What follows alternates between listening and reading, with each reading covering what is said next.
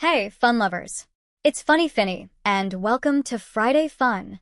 Have you ever wondered why we say bless you when someone sneezes?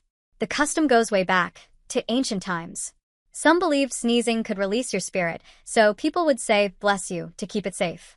Others thought sneezing was a symptom of illness, so a blessing was a way to wish good health. In fact, during the plague in Europe, people said it hoping to protect others from getting sick. Now, it's just a friendly thing to say. So next time you hear someone sneeze, go ahead, give them a bless you, and keep the tradition alive. If you love fun facts like this, hit like, subscribe, and join me next Friday for more laughs with Funny Finny. Stay curious, friends.